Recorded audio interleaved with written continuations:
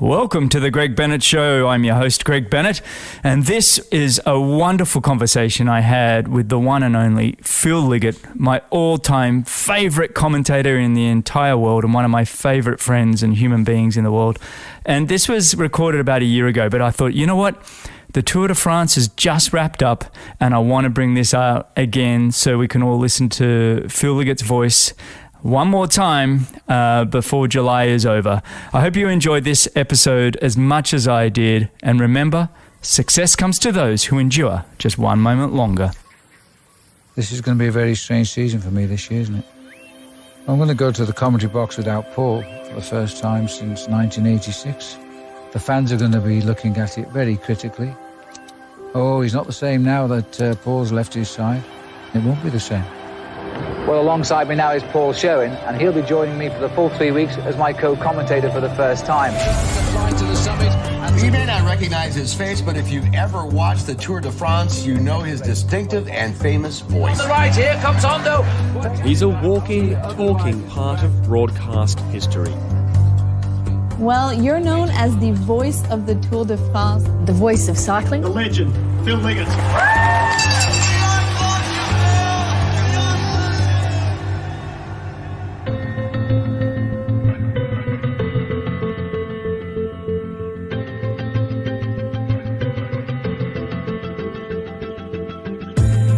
Welcome to the Greg Bennett Show. I'm your host, Greg Bennett. And today, well, I just have a delightful conversation with a man who's become a good friend. We often have long conversations, and I said, well, why don't we just record this one? And he's been on the show, well, almost 2 years ago, Mr. Phil Liggett, who I'm a huge fan of. He's the only reason I probably have watched cycling events for the last 30 years. And just to be able to sit and chat with him as a mate, I thoroughly enjoyed. And in this one, we talk a lot about what he's doing in Africa, what he's doing with the Sherwen project in building homes and schools, and just a fascinating conversation. We do talk cycling. We do talk about his projections for the Tour de France this year. And it's just a fun, easygoing conversation. I hope you enjoyed as much as I did. A little bit of housekeeping before we go on. As always, firstly, I just thank you for listening. I truly appreciate it. And if you are enjoying these shows, these episodes, I'd love you to share them. Any feedback you want to give me is always appreciated. Guests that you'd like me to talk to or anything else, please let me know. I am willing and open to try any suggestions you have. And finally, you can find Phil Liggett on anyquestion.com/Phil. That's anyquestion.com/Phil. And you can ask him questions there. You can also see some of his answers that he's already done. And you can see all the other experts across the platform and listen to their answers and ask them questions as well. So go to anyquestion.com/Phil. All right. Yeah. I hope you enjoy this one as much as I did. And remember, success comes to those who endure just one moment longer.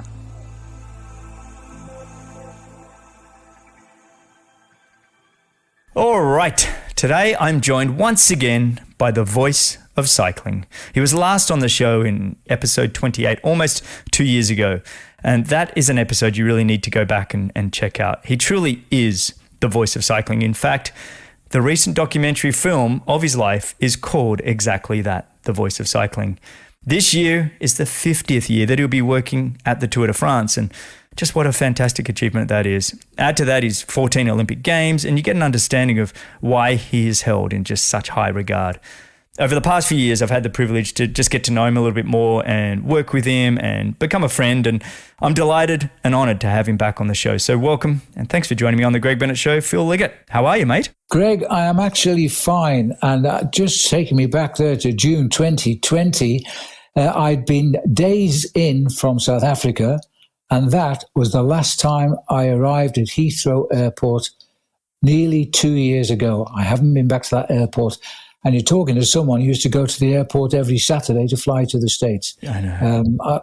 Life has changed over those 2 years, mate. Yeah, but you just mentioned to me just pre-show that you're heading back to South Africa pretty soon, likely to get back down there. I am, almost 2 years to the day, because I came in at the end of May 2020 from South Africa, overstayed my visa because they wouldn't let me out with COVID, but they'll forgive me for that. Yeah. And we're going back because, as you know, our rhino, Save the Rhino anti-poaching projects are still very strong there. So we're going back to a game reserve in the Eastern Cape. We're staying out there 7 weeks. It'll fly by, and then I'll face up to the Tour de France, which will hopefully, you're right, it'll be my 50th Tour de France, and it starts in Denmark. And, you know, in all my years, I've been invited, but I've never actually ever been to Denmark. Is that right? We shall put matters to the right, I hope, in July, yeah. Oh, that's fantastic, mate. I love the fact that you're able to get back to South Africa, almost have a little bit of a reboot, a disconnect. Has somebody been looking after your house, by the way? 2 years. I got a feeling the monkeys might have taken over. Well, you're absolutely right. And not the monkeys on this occasion, although we do have a lot, but we call the monkeys the burglars and the baboons the muggers. And I'll tell you, just about 2 weeks ago, I think it was, we have a fantastic lady. She runs a little cleaning business in the village, about 30 kilometres from our house, because we're in a very remote corner of the bush. And she's looked after it once a week for 2 years now. She's been down every Friday. Always sends me a video. She takes me into the toilet, into the shower, shows me how immaculate it is, not a spider in sight. And she's just a wonderful, wonderful person. And at 6 o'clock in the morning, about 2 weeks ago, we got awoke in bed, turned Trish's phone on, and it was Lizzie. That's her name.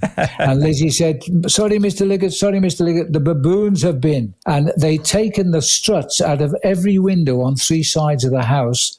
But luckily, because they're very clever, they know how these things work out. Very unclever to them. They couldn't get the glass out, even though they got the struts off. Lizzie saved our lives. If a baboon ever gets in your house, and we individually lock every room inside the house, in case they do get in through one room, they can't get into the others. They, believe me, they trash the place. Because I'm always seeing my neighbours, we call them neighbours, they're miles away, always complaining about the baboons. But you know, they are a protected animal, the Chacma baboon. They're very clever, and they're only one stage down from the human being. So they take some outwitting, I'll tell you. They do know when I'm back. They go, oh, God, the old man's back, because I only look like a gun going to my eyes, and they're off like a flash. But they don't recognize female people. And so they actually, Trish had a stand-up boxing match with them on the kitchen sink. They don't recognize women. Typical male chauvinistic baboons. I had no idea that's how we were going to start this show, ladies and gentlemen. Neither did I. That is fantastic. You started it. We're talking about baboons and pillaging. I think that's absolutely fantastic. I did see the documentary just recently, actually. Right. That was absolutely phenomenal, of your life and times. Phil Liggett, the life and times, the voice of cycling, absolutely extraordinary. And that house that you've built there on the side of the river, you built it, right? Correct? Not personally, but I did. I had it built with a friend of ours on site. We mapped it out with our feet and a pen and a bit of paper in the bush on Christmas Day 2003. Wow. And by 2004, he passed me the keys and said, you better come and see your house. There's the keys. I couldn't believe. We just stood on the deck and cried, because it was just a wonderful thing. It's magnificent. We were doing what we did best, and that was live amongst the animals, totally wild. Elephants literally come to our bedroom window. The hippopotamus are just below where we were standing. The leopards walk past at night. I mean, it's not the place to go sunbathing without staying alert, but it's fabulous. Absolutely fabulous. I mean, you've always been into animals and wildlife. In fact, that was your passion probably before cycling. Am I correct? Well, I always said, Greg, when I started reporting on bicycle riders, I said, I'm working with animals now. Don't forget, I was a cyclist too. And we're one step away from the animals. We're strong, tough people, and we enjoy our sport and our life, but sometimes we act like animals.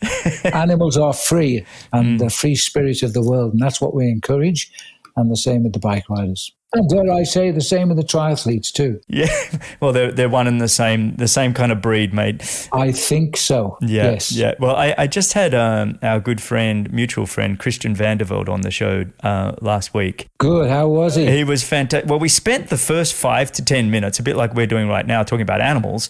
Well, we were talking about Phil Liggett and Paul Sherwen, two different kind of animals. But we spent the first 10 minutes of his talking about you guys, and And I kind of left that going, firstly, I got to catch up with Phil. I just wanted to catch up. And then I was like, well, if I'm going to catch up with him, let's just hit the record button and catch up over the podcast. Greg. It's a while since I've seen you, mate. We were at the Collins Cup together. That's my only time out of the UK in 2 years. Yes. And there we were in Slovakia together. That was really fun. Enjoyed that. That was fun. For me, we briefly talk about the Collins Cup here.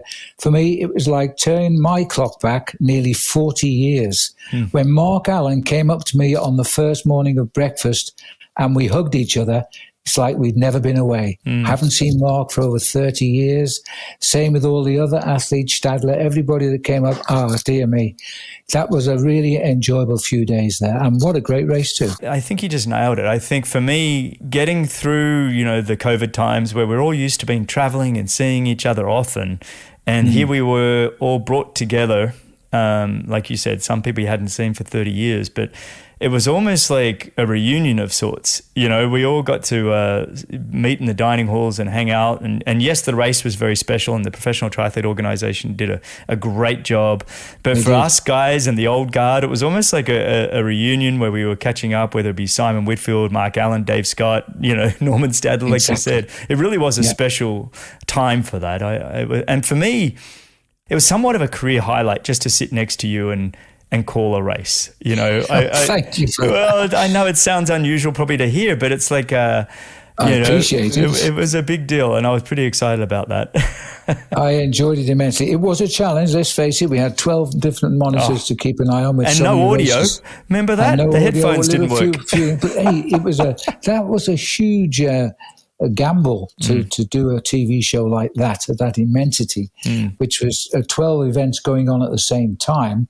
We needed eyes in the back of our heads. And with respect to our co-commentators, that was a tough call for them too, because they know the sport, but they don't know the complications of a television as technically difficult as that. That was amazing. Anyway, we got by and the reports were great. So it was fantastic. Yeah, let's hope I get back to do it again next year. Oh, it'd be fantastic. Was it this year? I can't remember. I think we're into this year now. Oh my goodness. See, I don't know where I am now because I never leave my home anymore. I know. It's all a time warp. It's like trying to just figure where you are in the world now. It's like, oh my gosh. I tell you, throughout my traveling life, you get up in the middle of the night to go to the loo, as we say, but you can't remember the layout of the room because you weren't in it the previous night. Now I've got no problems. I'm always in the same house. I can find the loo first time. You go to a hotel and you go up the stairs and you turn left and you walk all the way down the hall to your room and go to unlock it and realize, oh, that was where you were last weekend. I'm actually I'm meant to be down the other end of the hallway on a different room altogether. How many times do you innocently give your room number as the previous night's room when you're at a restaurant or the bar? Yeah. Not done intentionally at all, but numbers just run into themselves. I know. Because I used to stay in a hotel. 1/3 of the year will be in a hotel bed out of 365 days. Yeah. I know. It's just all gone. All fell with the axe. It'll come back partially, but never be the same again. No, I don't think. Well, on that, have you been able to enjoy a little bit of the commentary work from home? Has there been a comfort to that? Yeah. Not the hours I'm getting up because, as you know, I work largely for Australian television, American television. Two opposite time scales there from opposite sides of the globe, and South African TV. And South African TV are 2 hours ahead of us in the winter. They always start the bike races at 5 to 6 o'clock in the morning, and I did some commentaries for them. But for me, I was getting up at 2:15 in the night and starting work at 3 o'clock sharp and doing a 4-hour commentary. I'm finished at 7:15 in the morning, which is 9:15, a very sociable time of day in Cape Town. So yeah, it was different, but something bizarre. Shouting at the television screen in your kitchen with it being dark out the window. You're looking at the kettle within reach, but can't quite get it to turn on, and you can't leave your commentary position. And heck, these people are 8,000 kilometers away, and so on. Anyway, it's been a challenge and it's been fun. And boy, the people in television have become really technically very, very fantastic. It's amazing what they've been able to do, isn't it? I was talking to Christian about that last week, and I know he's become a bit of your Christian's doing sidekick. Off tube, isn't he, as well? He's just done Paris-Nice. He's just done Paris-Nice, and for him, with young, he's got a couple of daughters, and I think they're almost teenagers. Well, they are teenagers, and they're fabulous kids. He's able to stay at home, and he says, it works out well being on the east coast of the US here, because he'll get up and he'll call a race between sort of 6 and 9 in the morning or whatever, 6 and 10 in the morning. Yeah, he's finished and left the studio by 10:30. Well, his studio is his basement. He doesn't even have to go anywhere. He's even at home now. He's not even going to the studio Yeah, anymore. I think for the Tour de France, he'll go up to Connecticut, Stamford, Connecticut, into the studio. Yes, they'll have a studio there. But he's not correct. coming over to France. I think he was hoping to go over to France and be in the studios and things over there, but they're bringing everything back The home. last I heard was there'd be no return to the old times. We had a crew of some 80-odd people on the Tour de France. Now all we're going to have is a couple of cameras to do little special shots, 2 reporters on motorbikes and 2 commentators. And there'll be nobody else there on the tour. Everybody will be fed. It'll all be fed back into the studios. Mm-hmm. And those boys will be getting into the office at 3 o'clock in the morning, and they'll go on air around 7 o'clock in the morning for the Tour de France. Yeah. But happily, I'll be in France, so I'll be real time. Yeah, and you'll do that with Bob Roll? Was he your sidekick? Bob Roll, we'll do the commentary. We have 2 great reporters who will do the talking to the riders and stuff. There's talk of me doing a little bit more in vision stuff to actually prove I'm actually standing underneath the Eiffel Tower or on the Arc de Triomphe or somewhere in the Pyrenees or the Alps, and because they've got to get value for money, Yeah. So I might be doing a few hello and welcomes from the venue in vision, which I never did when I was normally covering it. Yeah, you'll be presenting more than just commentating. It could be, yeah. Well, but think of the money they're saving now. Oh, it's unbelievable. And I don't think they're suffering either. I think the viewers are getting good value for the money. Well, our viewing figures suggest that there was never a reason to go back again, because the last 2 years have been done from my home, a studio in Sky Television in West London, while Bob Roll was in Connecticut and Stamford. Yeah. And they've had their 2 biggest viewing figures in the last decade. Is that right? Consecutively. Wow. So why spend the extra millions and lose half your viewers? So it doesn't make sense. It's incredible how... But I'm glad they're putting me back over there. No, I know, because there is something about being there and the smell, the taste, you look out, you can, if it's raining, you're there and you can sense the trepidation. Yes. It's always nice to be freezing cold like the riders, yes. Well, remember, that's how we were in Slovakia. Remember how cold that suddenly got and we're all freezing, sitting outside. Yes, in that I regretted not taking the umbrella from the hotel. It was quite a walk to where we were commentating. There was no way I could run back for one, put it that way. Yeah. That was a mistake, yeah. Just shifting gear a little bit, how's the response been so far for your documentary film, which was extraordinary, by the way? I absolutely loved it. I know it's out in Australia and Canada and I believe the UK. I'm not sure if it's out in the US yet. Well, that's the problem. It's not. It's COVID has hurt us. They were lucky in the first aspect. It took them 2 years to make the documentary, and it cost quite a few $1 million as well. It was an Australian film crew. And they just got home to Melbourne, lock, stock, and all the excess baggage of stuff they took from my house, and settled down in the studio outside of Melbourne to do the big edit and put the whole show together as COVID hit. So they were actually, the producer was going to work on his bike, and he had to stay completely separate from everybody else and started making the film. Now, it came out, and they did a great job in Australia. Well, it was Australian backing that produced the film, so they went out there. Oh, the reviews just made me cry. But the things people said were just so gratifying. I just felt really honoured indeed. And it is it's not just about cyclists. Let's say the normal human being can watch the show as well. The animal aspect is there, of course. We lost Paul Sherwen as the film is almost being made, and after 33 years, so he's in the film as well, and so we cover his unfortunate death. So Australia got the lot, and they just took it so well. Then New Zealand followed, and they put it into New Zealand. Then we tried to move it to England. We had 2 premiere dates in the centre of London, in the West End, at the Odeon Cinema, which is where I laugh at this. All the film stars get the show there first. And it was all set up. and almost the day before it was pulled by COVID on 2 occasions. So it's never got to England yet. Oh, it hasn't? No, it has not been seen in England. Oh, what a shame. The privileged few who know me, and it's cost me a fortune in beer to show them on my TV. So I've got a copy of the film. But however, I am doing a few little private jobs, and we're hoping to do a few in the States. But we have now got another distributor who seems to have the contacts. Ideally, I'd like to see it pumped out just before the Tour de France on American television. So I'm sure they will. There's a lot about American TV in it, and how, in fairness, American TV kind of discovered me when I started working with them in the mid-'80s. And then it was the Americans who wanted me to start commentating on downhill skiing, alpine skiing, and ski jumping, and I won awards for that. And it was those guys who got me there. By the way, you said I've only done 14 Olympics. I've done 16 now. Oh, come on, Greg, do your homework, mate. I'm incredibly embarrassed, Phil. That's absolutely a disgrace. I'm sorry, mate. Dear. My statistics are so long now, I forget them myself, so I can't complain to anybody. But I'm married to Trish for 51 years next week. I must remember that. Huge congrats, mate. I keep forgetting it. 51 years, my goodness. It's ridiculous.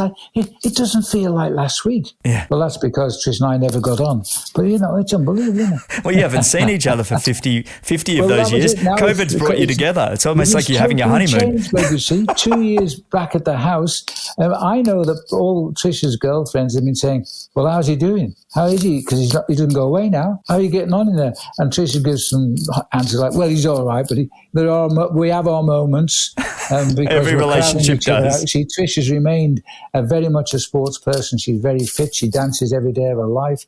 Life has not changed because I come home and want some dinner. We still live our same lives, in honesty, but we still do things together big time. Well, I just want to talk about that documentary one last bit. And when it does come out, listeners, go check it out, because it's as much a journey of your life as it is a journey of cycling for the past 50 years. It's fantastic. And the rhinos and everything that you're doing in South Africa is front and center. Paul Sherwen, and it's just a very special, it's a connection that you two had, and it's a great story that just remembers Paul and you. There's more to it than just simply following, your life. It's the way you impacted the things that you have surrounded you. I thoroughly enjoyed it. So everybody... There's so many good things out there, Greg. Sometimes if you find yourself in a privileged position to do something about them to the better, then my attitude is, let's do it. I'm at that end of life now where I don't sound very morbid there. I don't quite mean it as it sounds, but, I've had a good career and I've made money, and I'm happy to give it away if it's to the right places. And what I tried to do when this show went out in Australia, they hired cinemas, whoever was doing it. And by the way, I never made a penny. There was no money in this for me. This was a film of my life, and that was enough for me. But everybody else is due their money back.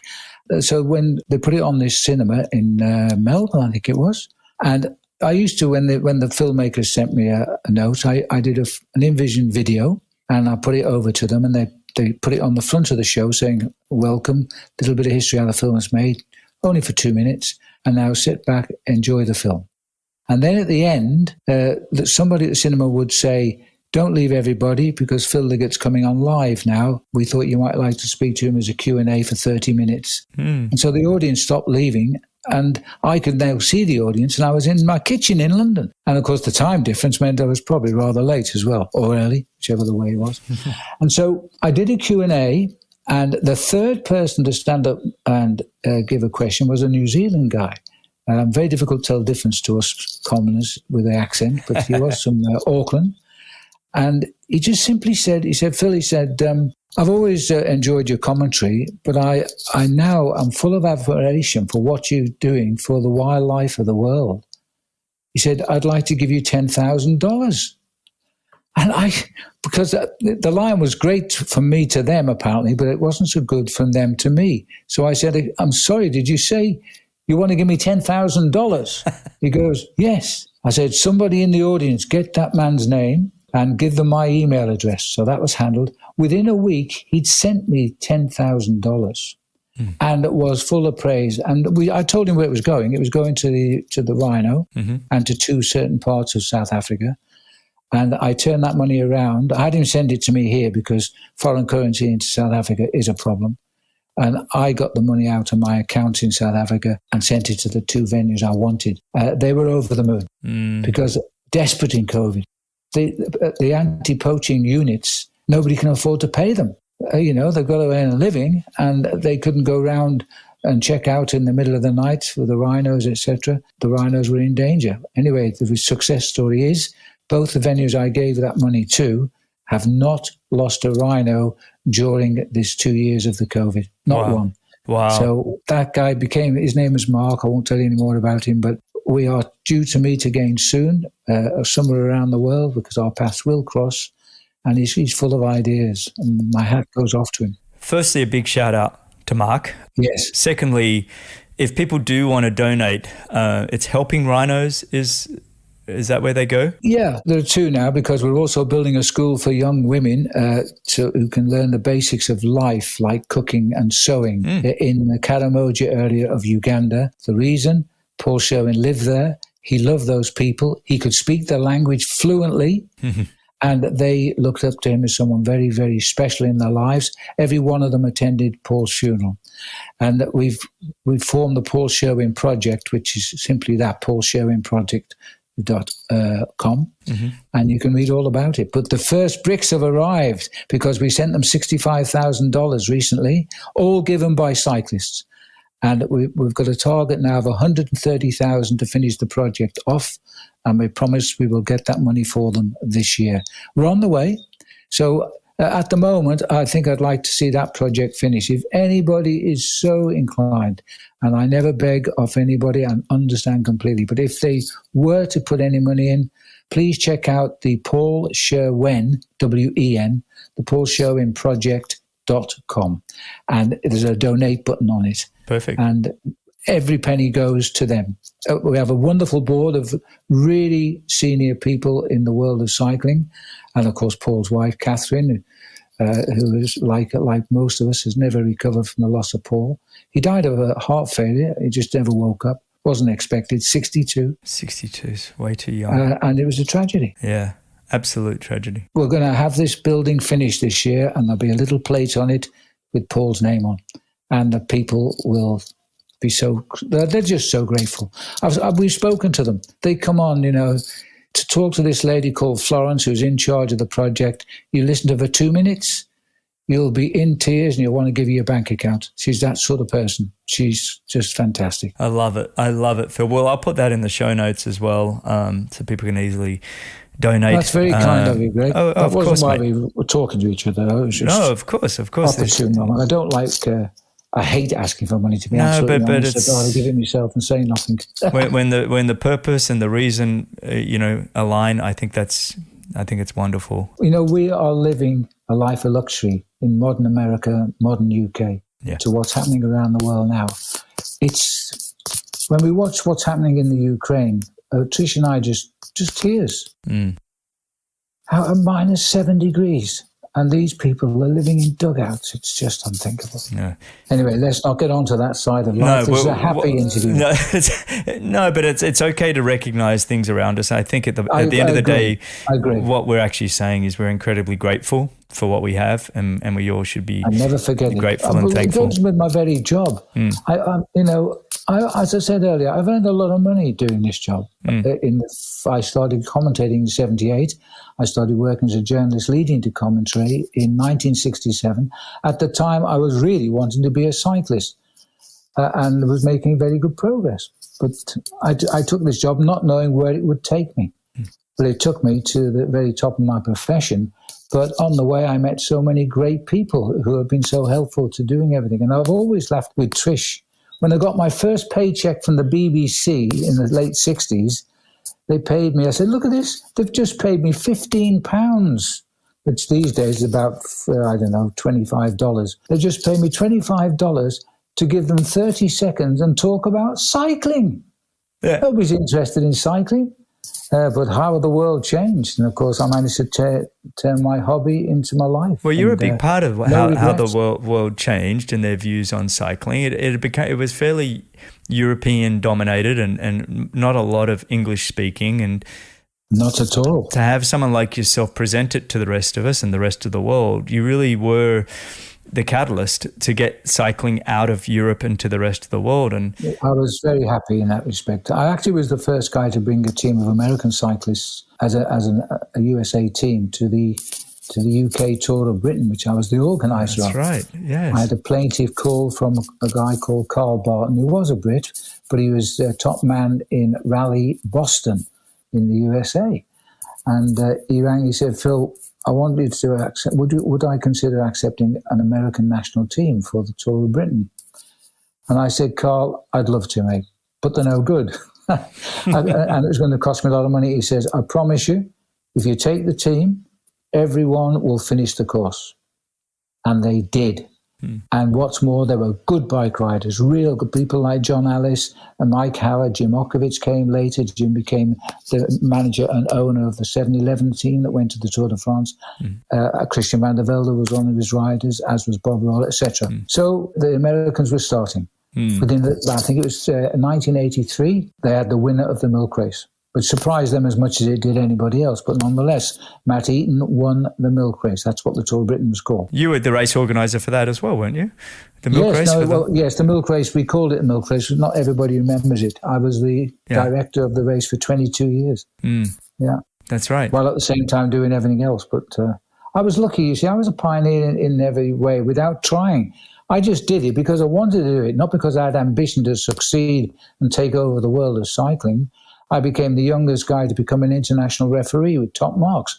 I did it because I felt it would help me be the director of the milk race, not because I had ambitions to be going to the Olympic Games as a race commissaire. And I did the World Championships as well as a commissaire, but nobody else could do it. Nobody else was there to do it, and I just was lucky enough. I innocently took it on board with both hands, with no ambition to be any more than myself. I love that where your passion can take you, right? I mean, yes. I want to refer to any question where you've been on there answering so many wonderful questions, and your answers have been just phenomenal. And I love just rewinding the clock a little bit where you talk about your PE teacher calling you a useless athlete. A useless athlete. Mr. Partington. Yeah. He was well gone now, but he was a fit little man, and he came up to me and he said, I said, I can't swim, sir. He says, just get out of my sight. He says, you're absolutely useless. He said, go and have a ride on your bike for 45 minutes, which was the length of the period, and then come back. So I actually got to leave the school on my bike for 45 minutes and come back, which is what I did. Yeah. But at the end of the time I was at the school, I was coming up 18 years of age, time to move on, exam results time. They altered the prize for English, so they gave me Shakespeare's book as the English prize because I beat the Golden Boy in English. Wow. Now, that was another piece of luck.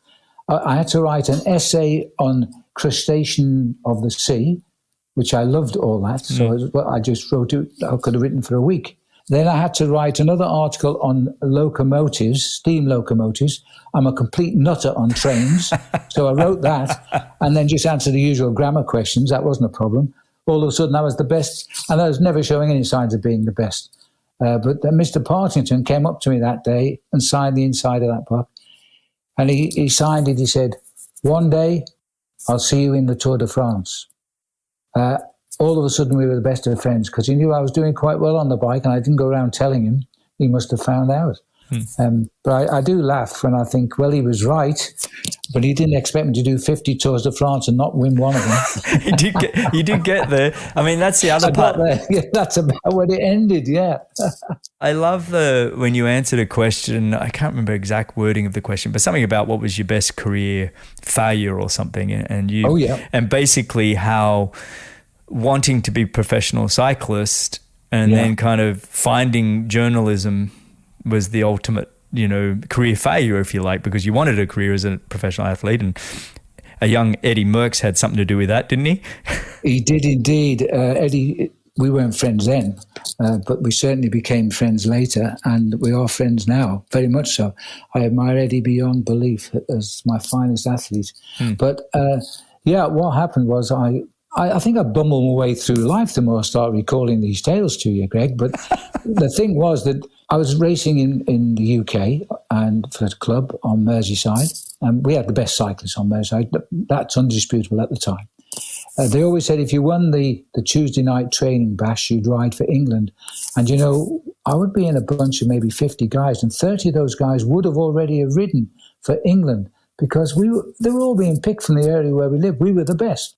I decided I was quite good at cycling, so I went to Belgium. But on the way to going to Belgium, I started writing the club news report for the two local newspapers, the Birkenhead News and the Bebington News, for nothing. But I wanted to see the guys who'd ridden at the weekends get their just dessert in the papers. I kept all the cuttings, of course. Then I went to live in Belgium to try and make it as a pro, and I started racing there, and I realised that there was quite a few good guys there. Americans were there. The odd Aussie came up. There was all the Brits. We were living in little houses rammed in there because we had no money and racing. And we were riding big races, and nobody in the magazines in England were writing about the exploits of these guys, and that annoyed me. So I rang the magazine up. I said, hey, we got all these guys out here, and Tommy Simpson was a world champion for the pros, and nobody was writing about all these races. So we can't do that. We've got no money to have a reporter out there full time. They do an odd report for us. So I did. I did the odd report, which led to every Sunday night sitting in St. Peter's Station in Ghent, where I was living just down the road, putting in a reverse charge call to London, which took 2 hours to return so I could have the talk. And I used to dictate a story every Sunday night. And they paid me, which was pretty useful out there because I had no money. I did that for the whole time I was living in Belgium. And then I went home. And I got my pro contract. I was going back the following year. And life was good. I didn't have any money, but I could ride a bike and I was doing what I wanted to do. And so I went down to a local factory in a village called Port Sunlight Village, a village that was built by Lord Leverhulme for all his employees. I went into the personal office and said, hey, my name's Phil Liggett, and I've got 3 uncles work for you, and between them I've logged 160 years service, and I want a part-time job. The personnel manager looked at me and said, what? He said, well, who are your uncles? I told him, checked them. He said, you're right. I said, yeah. He said, okay, what do you want to do? I said, I'll do anything. I'd like to carry milk churns, because it's milk, because that will strengthen my back. I'll do anything you like.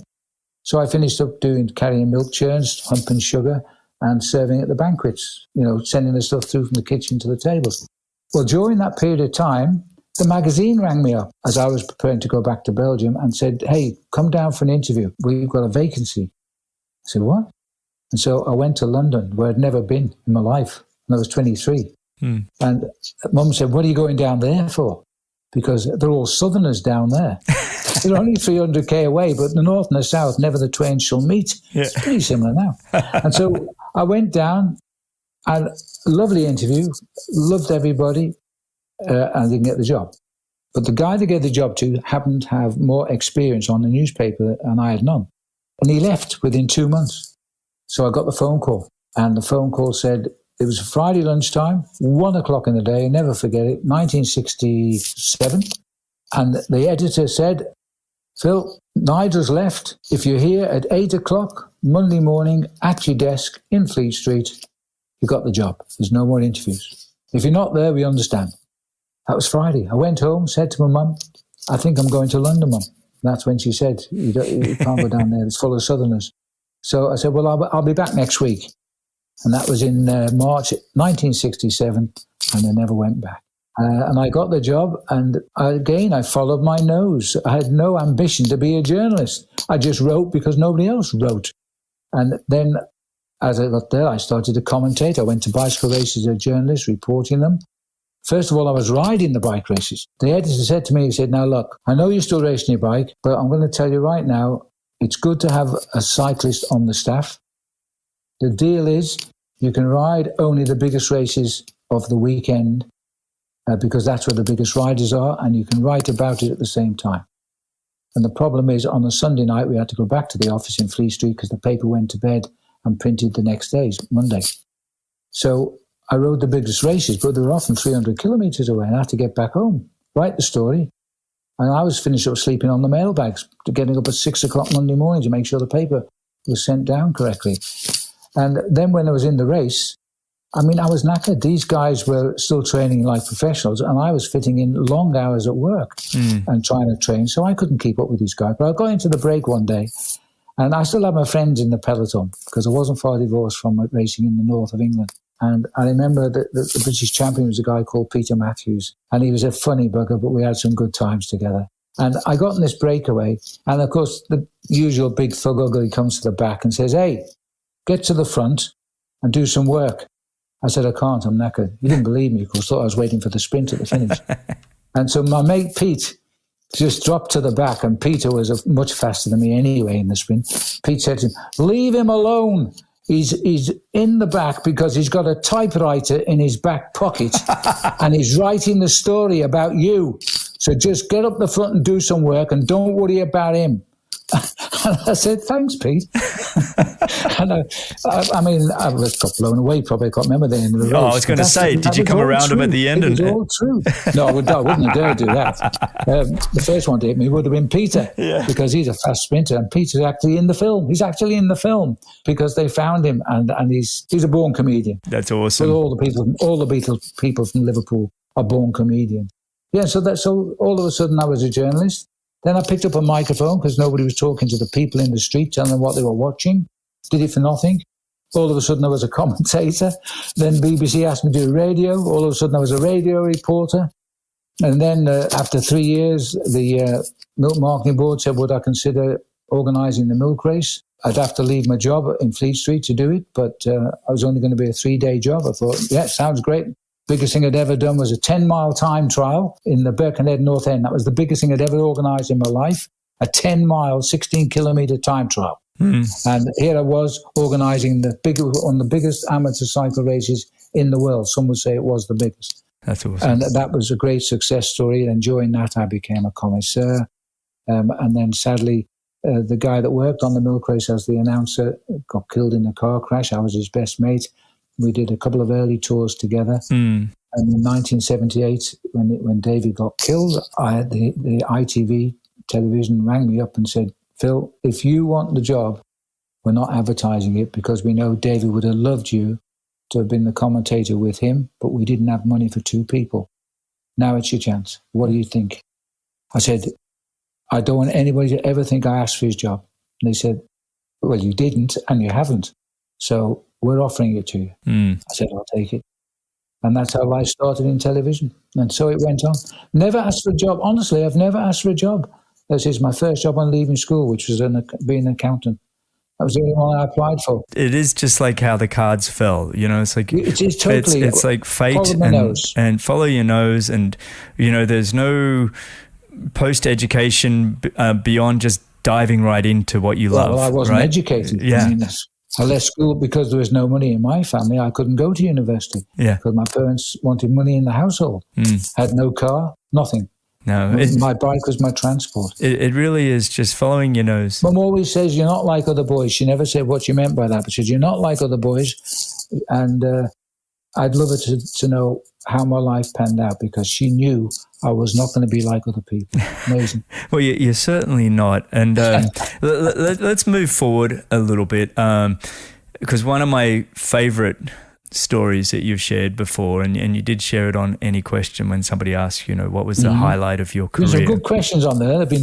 I've been very full of trepidation when I've been pressing the answer button because these guys were asking, and girls were asking me some amazingly well thought out questions. Well, that's the thing. I'm enjoying it. I'll be honest, Greg, I'm enjoying it. Well, mate, it's so wonderful to have you on the app answering questions. And we have Lydia Jacoby, who's 17 and a gold medal swimmer. We have yourself and Frank Shorter, you know, America's finest marathoner in history, on the slightly older end of the spectrum. And it's nice to just have the full spectrum of wisdom coming from the great thought leaders of the world. And so we feel very fortunate that you're on there answering questions. But I love the one where you describe the highlight of your career. And I know it's the 89 call with Greg LeMond and Fignon. And just, take me through that. And I love the little bit of what the producer says to you after you're getting your prediction completely wrong.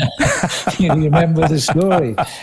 It was 89 the tour. It was the big return of Greg LeMond, of course. And Greg had to really find a contract in 89 because he was, shooting accent after he won the Tour de France in 86. So 87 saw Stephen Roach win, and 88 Pedro Delgado. And 89 LeMond was back, and boy, he never came back believing he was going to win the race. But by that period of time, Greg and I had sort of blended a reasonable friendship, and he wasn't thinking of winning the Tour. However, once life got going and he started to look like it, he got on the team and he came to the start. Now, when the race started to ride really well, all of a sudden Greg was there. And so too, of course, with Laurent Fignon. He's twice a winner of the Tour at the time. And Fignon was going to be the favourite all the time. But it was one of those tours. There were never more than, at one stage it stretched out to just over a minute, if I remember rightly. But most of the battle was one-on-one. Greg would take the yellow jersey, so Fignon would go and take it back. Greg would win a stage, so Fignon would go and win a stage. And then towards the last week of the Tour, it was Fignon in yellow. When the riders came down to Chambéry, Aix-en-Provence, can't remember now. I've trained in Aix-en-Provence. I know that area. It's by the lake, isn't it? They come down. Beautiful. They came down this hill off the mountains, the 5 leaders, and they all fell off at the roundabout, turning for the finish. They all got back up, and they all crossed the finishing line. That was 2 days before the Tour de France finished in Paris. Now, at the time, Fignon was in yellow, but the man that won the stage that day was Greg LeMond. The man that finished second was Laurent Fignon. The man that finished third was Pedro Delgado. Fourth, I can't remember who was fourth. I think it was Larreta, Marino Larreta. Anyway, the first 5 riders in the same order as they 48 hours later would finish the Tour de France. Wow. That was not noticed by anybody, except when I started looking at facts after the race was over. So we got down to the Palace of Versailles, 24-kilometre time trial. I remember it was a lovely day. Paul and I stood outside that magnificent palace at 9 o'clock in the morning and did a piece to camera. Paul was pretty much a rookie at the time because he'd only been with me 2 or 3 tours, and we'd known each other for quite some time. And so I looked at the camera, introduced the Tour de France coverage, said, let's have a look at the overall standings. Well, there we are. Laurent Fignon is leading the Tour, 50 seconds ahead, going into the last day. It's only a short time trial. Paul, who's going to win this Tour? Because Greg LeMond's in second place, which in itself was a brilliant story. I mean, you'd have been happy to finish second, having been shot almost dying only 2 years earlier. And so Paul looked at the camera and said, well, he said, it can't be anybody but Laurent, because Laurent's a great time trial rider, which he was. He's a Frenchman, which he was. He lived in Paris, which he did. And he's got 50 seconds in hand. I looked at the camera and said, well, I think Greg LeMond's going to win the Tour. And I reckon he'll probably win by 6 seconds. So we stopped the tape. That was taped. And we sent the tape by satellite to London to be put on the front of the live show. So the recording was on the front of the live show. And then Paul and I got in the car and we were driving nicely towards Paris for a cup of coffee on the Champs-Élysées. And we had about 4 hours to kill before we started work on the time trial. And so Paul said, what do you say that for? I said, look, of course Fignon's going to win. I said, but I don't want the viewers turning off before the race starts. Yeah, you got to create let's make a bit of suspense. I said, and if Greg LeMond wins this race, Paul, it's not going to be by very much, is it? Yeah. He's already 50 seconds behind. Wow. And so that's how we left it. Well, Paul was always good and loved figures. And he had got this time trial worked out, the gains required and what it was going to take. And so when we started commentary, the next day, by the way, I advised Paul, I said, you were so good on that commentary yesterday. You want my honesty? Retire now, because you won't be any better. That's what the next day. Now we're back to the ride. So we're all getting in position and we're calling it out nicely. And then Paul, we're waiting for the big start. Second last to start, obviously, Greg LeMond. He had the tri-bars on, which really... that was the first time, right, they'd been seen in the Tour de France? Yes, it was, but he had a one-piece... He had the tri-bars which had been approved, and Fignon had not, for some reason, tried to get his approved. It's a very complicated tale. Anyway, Fignon came last, so he's about 2 minutes, I think it would have been, on the start, behind Greg. So we were watching the call. Paul was calling it. We were trying to get our best gains. Paul had his own stopwatch going. He was reckoning that Fignon had to make this gain of around 1.2 seconds. slightly less, whatever it was for the kilometres. And no, 1.5 seconds, it was 24 kilometres, and he was 50 seconds down. Mm-hmm. And he was doing it. And Paul was calling it spot on. I kept thinking when I was calling, gee, I hope Paul Sherwen's not making a mess of this, because he's so confident he's calling it right. I had to go with him because we were live, you see. But he was the most brilliant, accurate call he ever did in his life. Yeah. But then when Le Mans came down from the Arc de Triomphe down to the finishing line, crossed the line, he had a time on the board. So we now knew exactly what Fignon must do to cross that finishing line to win the Tour de France. And here was Paul calling with 5K to go. He's only 5 seconds to the good, or whatever it was. And then at the finishing line, we got past the 250, and it was around 220, 230 meters from memory. The clock went past the time set by Greg LeMond required to win the Tour. And it took him 8 seconds, Fignon, to get to that line. And I said, I don't believe this. This was live to the audience, of course. I said, but Greg LeMond has just won the Tour de France by 8 seconds. And the producer in London, who was a grizzly guy, who was a real top man, so well known in television that everybody saluted him, just put the key across in my right ear and said, next time, Liggett, get it bloody right. Well, that cracked me. I burst into tears. Oh. And I had Greg LeMond jumping for joy and tears pouring down his face with Kathy on my left. I had Paul on Fignon literally at my feet, curled up like a fetus on the floor, crying. And there was me crying, trying to look at them both. It was a bizarre scene. Wow. But it was wonderful. Was that the last time they finished with a time trial? Yes, it was. I don't think they've got the nerve to ever do it again. I don't know. I think it's great TV from what you're painting, I think. Well, it was as it worked out, but now it'll never happen again. I don't think they'll ever finish with a time trial again. Yeah, 89 was the last time they did finish. Greg was rightly surprised, but it had been that sort of tour. And don't forget, the first 5 riders to be the final overall was the same 5 riders who crossed in that very order 2 days earlier in Aix-en-Provence.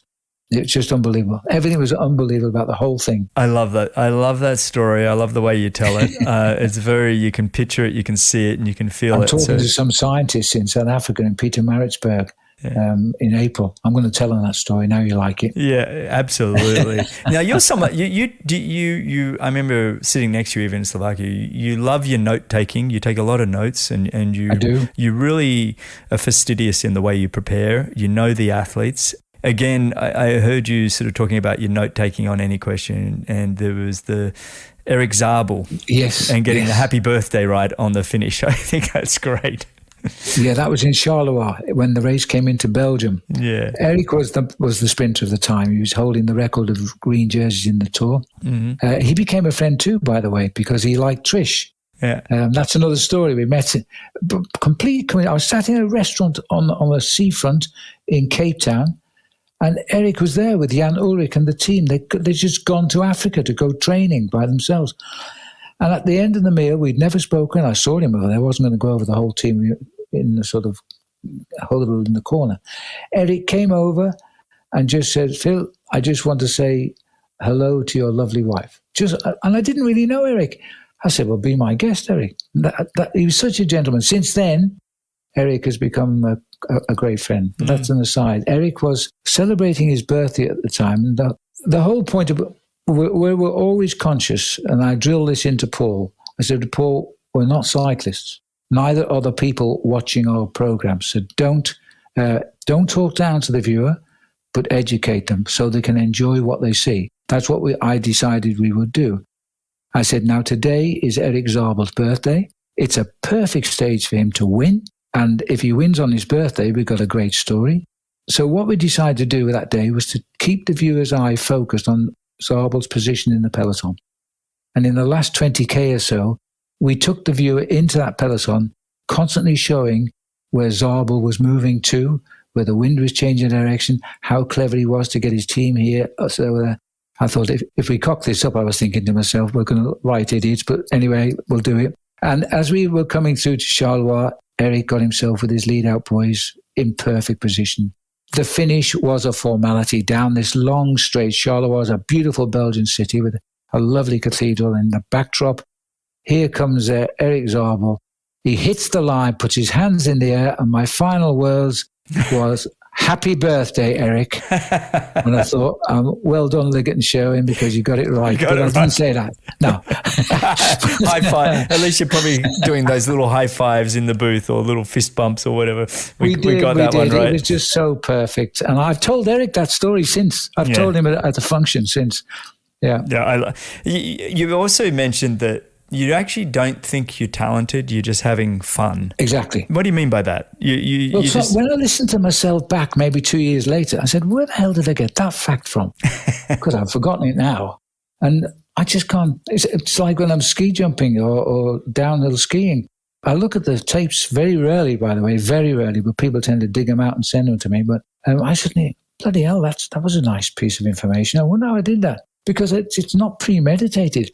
It's like my Liggett-isms. People call them Liggett-isms. I didn't. They did. I just look at the picture and write the script to suit the picture, because with CBS, we always wrote scripts and they have to be perfect. I talked about the Rollercoaster of pain, and that was just because we were riding up and down on the cobblestones in the Paris-Roubaix. And the American producer thought, that's great, man. That's great. Yeah. Use it.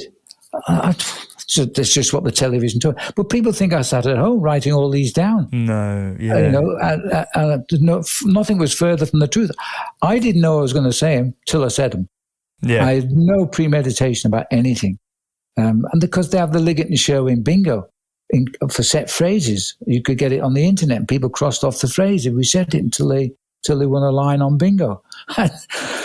Well, they didn't know how lucky they were if they got the same phrase twice. The one that probably stands out is when I still use dancing on the pedals, but it was really done for Pedro Delgado in his day as a great mountain climber all those years ago in the 80s. And I called Mark Cavendish for the first time. It was me that gave him the nickname the Manx Missile, and he's just been fired because I didn't go to the board saying I'm going to call Mark Cavendish the Manx Missile. That's what it looked like. He left that peloton so fast.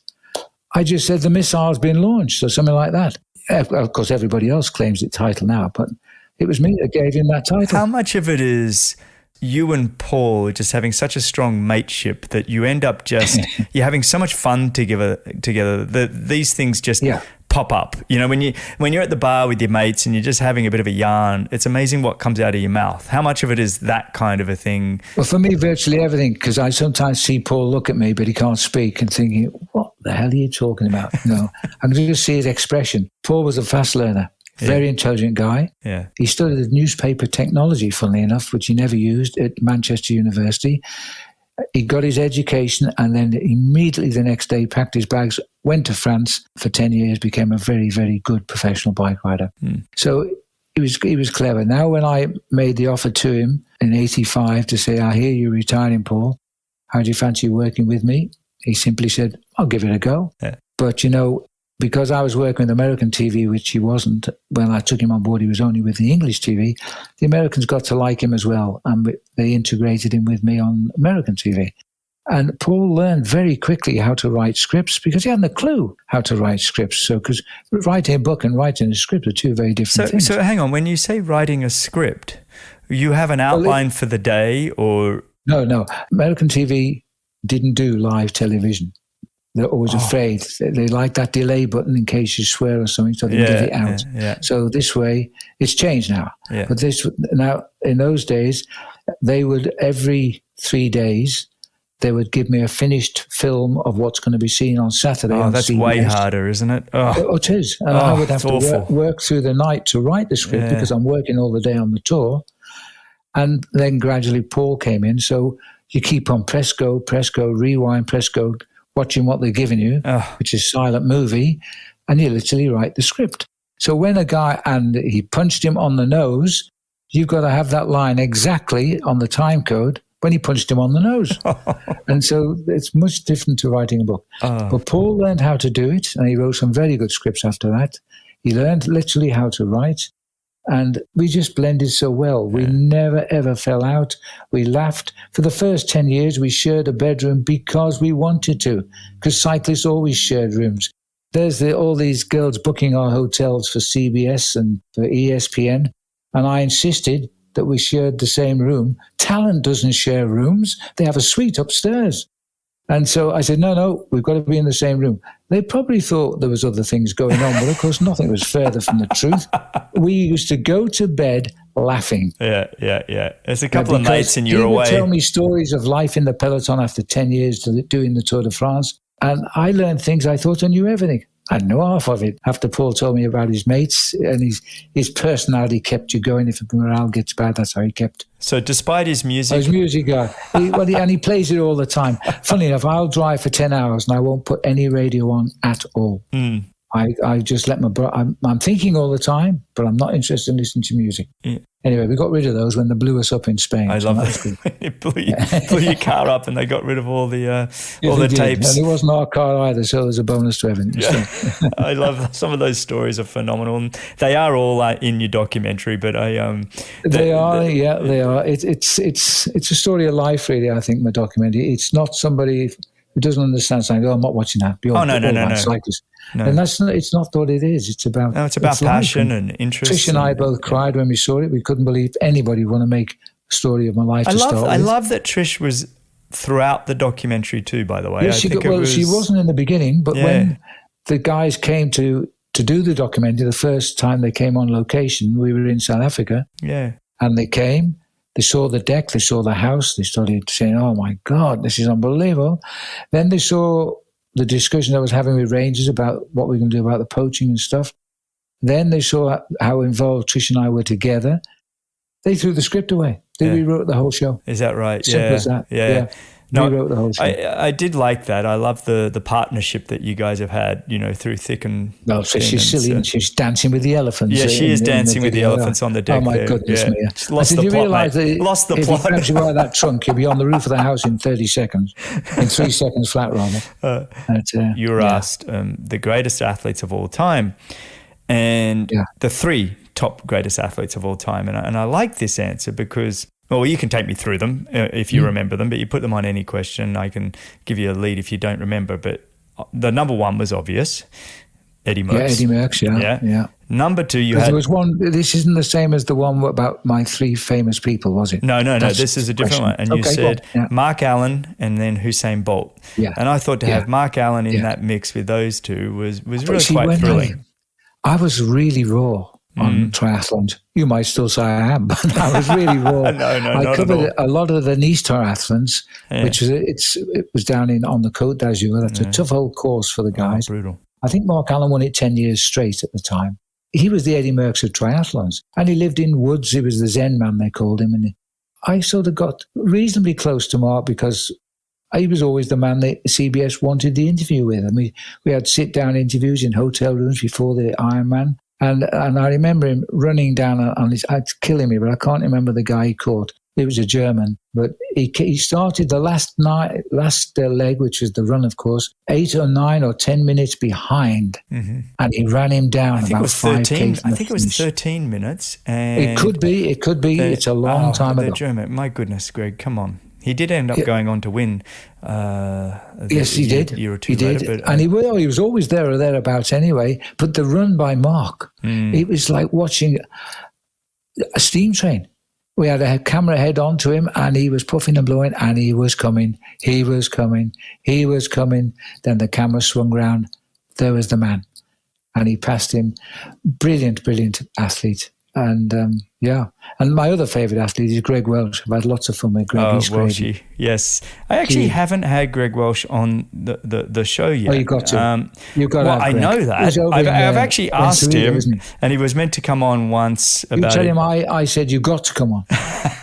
Yeah, because Greg and we're just great. He won Foster Tuncurry Ironman.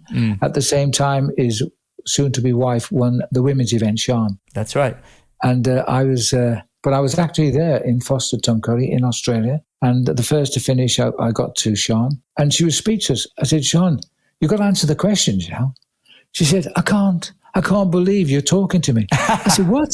I said, I did look special because I had a suit on. They were very posh in those days, television, suit and a badge. Yeah. And then Greg finishes, and we do Greg as well, who's leaping up in the air. He leapt up and crashed through the tape and stuff. Yeah. Well, that night, I'll tell you, they both went into the nearest pub. Oh, they enjoyed a few pints, those guys. Oh, by the way, Thomas Hillregel is the athlete that Mark Allen ran down. And I've been trying to, I'm not joking, I've been wrestling with this now for some years. Yes. I never bothered to look at Thomas, but he did end up winning in the late 90s there again, probably he did, 96, he did. Actually, 96 was Luke Van Liet. So they were great athletes. Oh, yeah. Phenomenal. Dave Scott Tinley, Mike Pigg. Yeah. They were just fabulous people. And the guy Jürgen Zach. Yeah. At the time, he set the best time ever seen for the bike ride, 180-kilometer ride.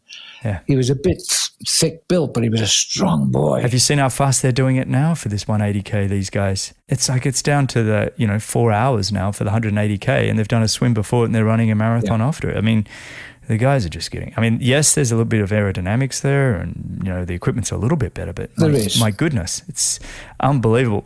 Now, you did mention earlier, just a few minutes ago, when I was about to ask you about, the three greatest athletes of all time. Yeah. And three living people. And I loved your three that, you would love to meet if you could, or have dinner with, or, however the question was phrased. Who were those three? Well, the one that I've always wanted, the two, were Nelson Mandela. I never got to meet him, and Sir David Attenborough, because of his love for animals and his understanding of why animals are so important to survive, and that if the animals don't survive, it's a guaranteed certainty the human being won't survive. He's 90, I think he's 95 just now. He doesn't live far from me, but I've still never met the man. Is that right? Yeah. He sees life as it is and where it's going. And he's such a wise man.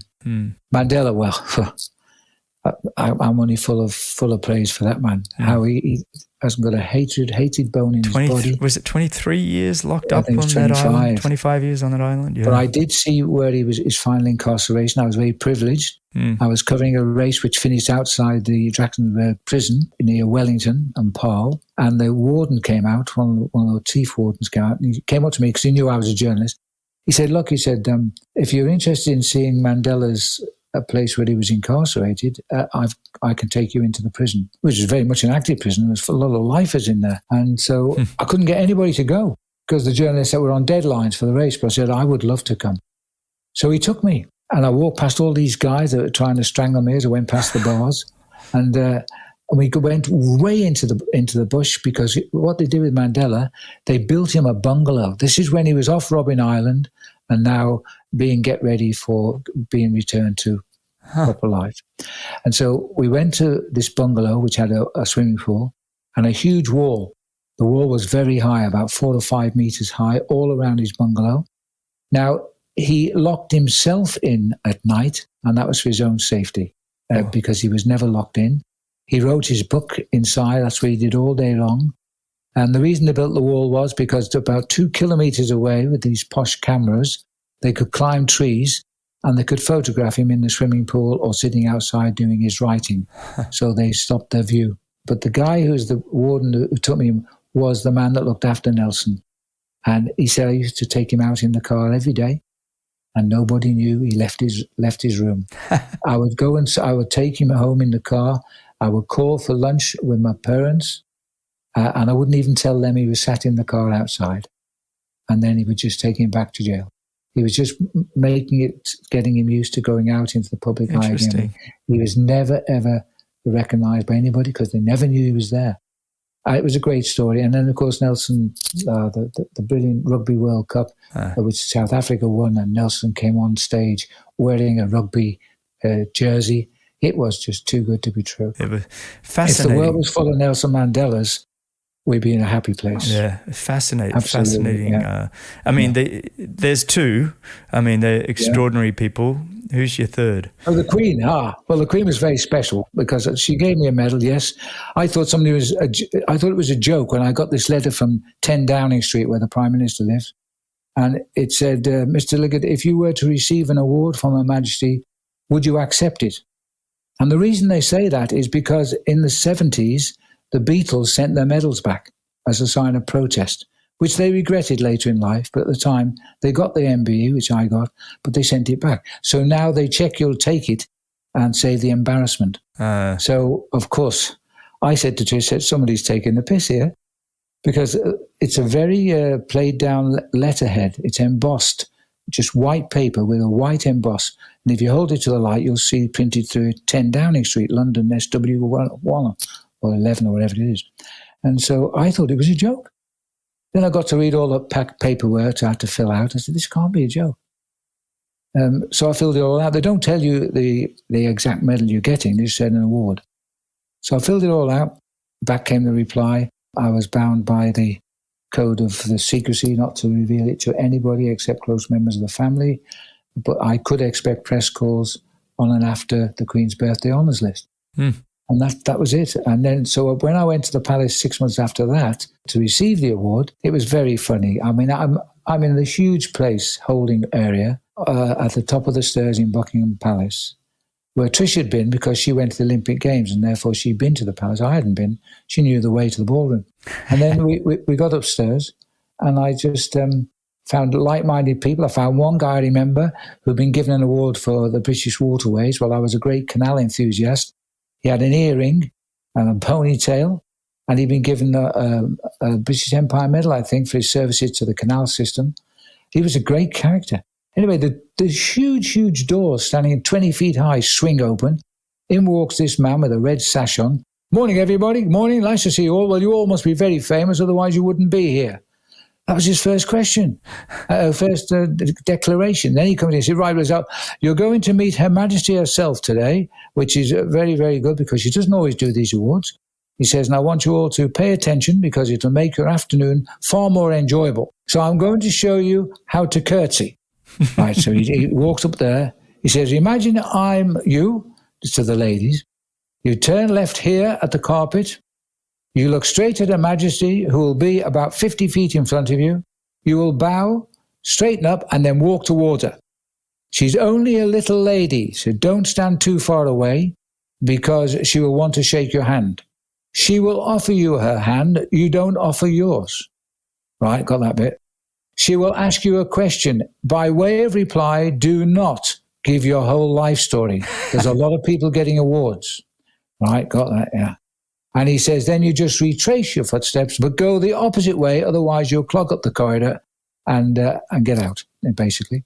And now, he says, let me just tell you that for the ladies, you curtsy by going the right leg in front of the left leg and bowing, or the left leg in front of the right leg. It really doesn't matter, he says. But let me give the ladies a fair warning.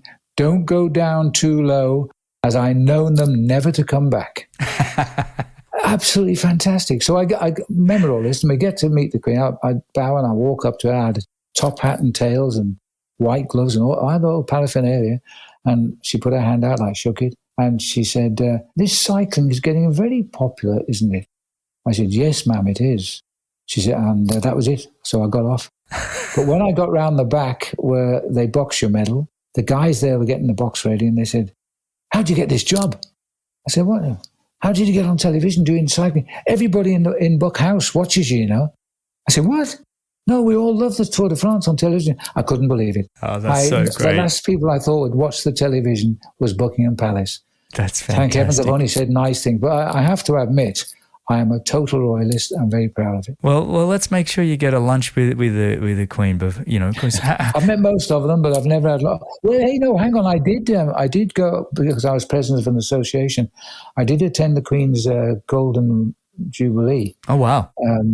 As a special guest with Trish. Yeah, and that was an occasion. If a bomb had gone into the tables that day, we had the whole of the government, the whole of the shadow government. We had all of the past prime ministers still living. We had the whole of the royal family on the top table. And there was me and a guy who just lost his Rolls Royce, had been pinched the morning before. He was from East London, from the Barrows. And I just met, again, a lot of people. I remember when we were announced by the pike staff men and banged the pike on the floor. They're going, Lord and Lady so-and-so, Sir and Madam so-and-so, Mr. and Mrs. Phil Liggett. And I walk in, And I got in there and I said to Trish, I have never been to a function in my life, but I've known absolutely no one. Wow. And that was true. That was in 2005, I think. It's always a bit shaky when that happens. I love that story. I met some great I'm a bit of a people. royalist myself, and I love it. And I mean that the show is it called The Crown? I think that did a lot for the Queen and the royal family. I think people now understand. Trish watched every second of that. I watched most of it. Not all I mean, didn't paint a real great picture of Prince Philip, but it definitely was. People, if you want to watch a great show, it was a great show on Netflix. I want to just shift gear a little bit because I want to just predictions for this year's Tour de France. We're still several months away. We still haven't had a lot of racing for you probably to be able to predict terribly much. A lot of people still hiding the form, I think. Young, I'm going to get his name wrong, and you did tell me pre-show. It's Tadej Pogacar. Pogacar, thanks, mate. Pogacar. Yeah. I mean, is he going for little V's on the sea? Pogacar, is he going for a third? Do you think? I mean, can anybody beat him? Yes. Yeah. And he could get it. I think he's riding out of his pants just at this moment in time. Yeah. He would love to win Milan-San Remo coming up. Yep. However, I'm not sure it's a race that really suits him down to the ground. He's also afraid he can't shake them all, but we'll see. It's about 20 years since we've had a lone break win there. He'll be the man to beat because everybody says he's the next Eddie Merckx. I hate that phrase. Nobody's the next Eddie Merckx. He'll be the next Tadej, maybe. He is showing to have the similar talents of Merckx in as much that he loves his bike riding, he loves to win, and he races at every opportunity. And they are the most difficult cyclists to beat. He doesn't know when to say no. That's why I could never get near Eddie Merckx. He was attacking from the gun. And, everybody believes he can't do this, he can't keep this up, but he could. And so can Tadej Pogacar. Tadej's fascinating. I was talking with Christian Vanderbilt last week about that. The guy has the mountain jersey, the white jersey, the yellow jersey. Never been done before, and he's done it twice in a row. I mean, it's really quite extraordinary. So young, he still qualifies. Well, he was the youngest winner of the Tour de France since inception, 1904. Henri Cornet won after a disqualification of the elder statesman. Pogacar is something else. And it's amazing. Is he still riding for UAE? Yes, he is. And that team is having a stellar start to the season. They are. Not least helped by him, but there's others there too. There's an American as well, Brendan McNulty, also riding superbly for them and winning. And, of course, the accident to Egan Bernal when he hit this bus while he was training on his time trial bike is very serious. And although he's saying he might get back racing soon, if these injuries that were given, then I don't see how he can get back racing soon. But on the other hand, his life's far more important than riding a race this year. But we'll see. But he won't get back for the Tour de France. No way. No. So that's sad because I think he would have been on a good year this year. There will be challenges. Of course there are challenges, not least. I actually don't know who's riding yet. I haven't read all the thing, but Roglic will no doubt feel he's got to ride. Any British, American going for the overall? Or we kind of had our heyday with the Wiggins and Froome. Well, I think the Yates is... Adam Yates, Simon Yates is going for the Giro. Adam Yates might well be heading up now for the Tour. Okay. He'll be alongside Carapaz for Ineos. Yeah. Let's see how they shape up in the Spring Classics just now. So we're having a full season, which is absolutely fabulous, although riders have been dropping out like flies with the common cold now. They don't call it cold. Well, it's not common. Have you had the recent cold? It really does knock you for a six, this new cold. Yes, it does. and bronchitis as well, which is the cyclist nightmare at this time of the year. I'm still struggling with chest. I've had like 4 of them, I think, this year. It's just constant. Now, and we don't talk, even though we had 97,000 cases in the UK yesterday, we don't talk about it anymore. No. Nobody talks about it. Oh, it's nice. We're far too busy now with the Ukraine-Russia war. There's always something, mate. It's all changed. All right, mate. Well, this has been absolutely wonderful just to catch up and chat and listen to your stories. I've remembered more things than I've forgotten. And so what's next for you? Off to South Africa for 7 weeks in the next, is that in the next week or two, you said? Yes, we're going on the... immediately after Paris-Roubaix. Perfect. I'm doing Paris-Roubaix, but I'm not going to Paris-Roubaix. I'll do it from London, like I did last year. And I love that race. Oh, yeah. And it'll be on Peacock in America. 2 days after that, it's hot footing then to Africa. And then we're staying there till the last day of May, flying home. And that gives me the whole of June to prepare for the Tour de France. because we go to the Tour 3 weeks after that. That's fantastic. And then we'll be in Denmark. I think it'd be a great race. And of course, history in the making it's not really history because we had a women's tour before, but people forget the Tour Feminine of the 80s, which was brilliant. 80s. Yes. And was much further and harder probably than the one we're going to see this year. But nonetheless, it's good to see the women have hit the highlights now, all over in every direction in cycling. About bloody time, cycling. Oh, absolutely. Oh, my goodness. I mean, I've enjoyed mountain biking for years on Red Bull TV, and I got to tell you, for the most part, I often enjoy the women's racing more than the men's. It's like when you look at Kate Courtney, Yolanda Neff, and Pauline Ferrand-Prévot, who's won on the road as well, world titles, and watching these women go head to head, it's just been phenomenal racing. Triathlon, we've had it for years. Brilliant women too. It's like, come on, road cycling. Catch back up.